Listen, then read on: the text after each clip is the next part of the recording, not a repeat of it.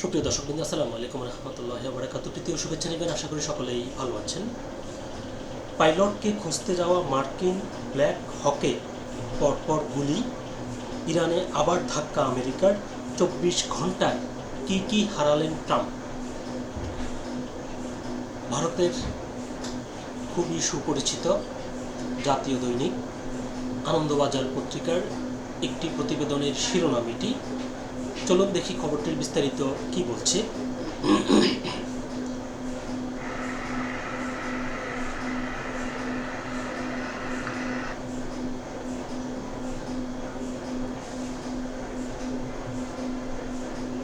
A-10 যুদ্ধ বিমানের নিখোঁজ পাইলটকে খুঁজতে গিয়েও ধাক্কা খেতে হচ্ছে আমেরিকাকে।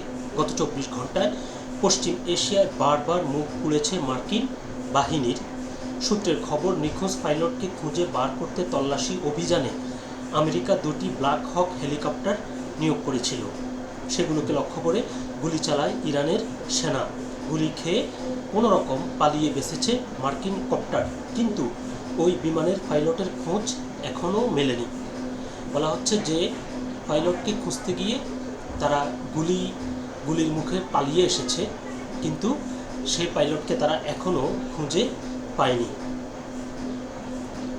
সংবাদ সংস্থা রয়টার্স ইরান এবং আমেরিকার আধিকারিকদের উল্লেখ করে জানিয়েছে, গত 24 ঘন্টার মধ্যে পরপর 2টি মার্কিন যুদ্ধবিমান ধ্বংস হয়েছে।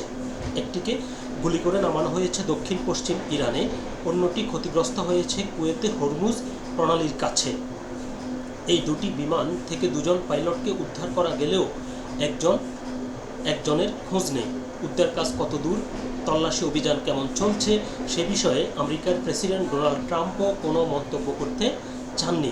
জানিয়েছেন বিষয়টি সংবেদনশীল, তাই প্রকাশ্যে কিছু বলা উচিত হবে না। অন্যদিকে আমেরিকার নিখোঁজ পাইলটকে তন্ন তন্ন করে খুঁজছে ইরানও। সে দেশের সংবাদ মাধ্যমে দাবি করা হচ্ছে, শত্রু দেশের পাইলটকে জীবন্ত ধরে আনতে পারলে পুরস্কার মিলবে। রয়টার্সের রিপোর্ট বলছে, দক্ষিণ পশ্চিম ইরানে গুলি করে নামানো হয়েছে আমেরিকা F-15E যুদ্ধবিমান। দুই দেশেই এই বিমান ধ্বংসের কথা মেনে নিয়েছে। আমেরিকার দ্বিতীয় ধাক্কাটি খেয়েছে কুয়েতে। সেখানে এই 10 যুদ্ধবিমান ইরানের আক্রমণে ধ্বংস হয়েছে। তবে এই বিমান ভেঙে পড়ার আগে পাইলট বেরিয়ে গিয়েছিলেন। পশ্চিম এশিয়ায় নিখোঁজ পাইলটকে খুঁজতে 2টি ব্ল্যাক হক কপ্টার পাঠানো হয়েছিল। সেগুলোকে লক্ষ্য করে ইরানের সেনারা গুলি চালায়, ফলে কপ্টারগুলো দ্রুত সেখান থেকে সরে যেতে বাধ্য হয়। তল্লাশি সম্ভব হয়নি। এই কপ্টারে যারা ছিলেন তাদের আঘাত কতটা গুরুতর এখনও তা স্পষ্ট নয়। যেখানে F-15E বিমানটি ভেঙে পড়েছে সেই এলাকা ঘিরে রেখেছে ইরানের রেভলিউশনারি গার্ড বাহিনী। যে কোনো মূল্যে তারা মার্কিন পাইলটকে জীবন্ত অবস্থায় হেফাজতে নিতে মরিয়া।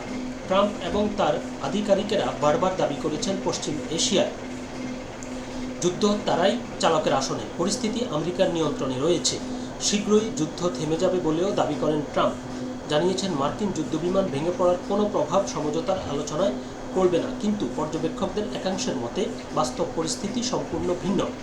পাকিস্তানে আমেরিকার সঙ্গে সমঝোতার আলোচনায় বসার আর্জি খারিজ করে দিয়েছে ইরান, ফলে আলোচনার চেষ্টা ব্যর্থ হয়ে গিয়েছে। এখনও পর্যন্ত পশ্চিম এশিয়ার যুদ্ধে 13 জন মার্কিন সেনার মৃত্যু হয়েছে, 300-এর বেশি সেনা জখম। অনেকেই মনে করছেন, ট্রাম্প যুদ্ধ শুরু করলেও এখন পরিস্থিতি তার নিয়ন্ত্রণের বাইরে বেরিয়ে গেছে। তো মূল প্রতিবেদনটি এ পর্যন্তই ছিল। তো যেটি বলতে হয় সেটি হলো যে মার্কিন প্রেসিডেন্ট ডোনাল্ড ট্রাম্প সম্পূর্ণ বেকায়দায় রয়েছেন, যদিও তিনি সেটি মুখে স্বীকার করছেন না। তিনি হাম্বিতাম্বি করছেন, অথচ তার সেনারা ইরানে গিয়ে সেখানে নাস্তানুবাদ হচ্ছে। ইরানের সেনারা মার্কিন বিমান ভূপাতিত করছে এবং পাইলটরা নিজেদের জীবন বাঁচাতে নিরাপদ আশ্রয়ের সন্ধান যখন খুঁজছেন, তখন তাদেরকে হন্যে হয়ে খুঁজছে আমেরিকান সেনা এবং ইরানের সেনারা। তাছাড়া ইরানের স্থানীয় জনগণ পুরস্কার পাওয়ার আশায় তারাও খুঁজে বেড়াচ্ছে নিখোঁজ পাইলটকে। তো দেখা যাক শেষ পর্যন্ত কী হয়। তবে যেটি বলতে হয় সেটি হলো, এই পাইলটদের সূত্র ধরে মার্কিন সেনারা ইরান যুদ্ধের স্থল অভিযানে সম্ভবত জড়িয়ে পড়েছে। সকলে ভালো থাকবেন, সুস্থ থাকবেন। আল্লাহ হাফেজ।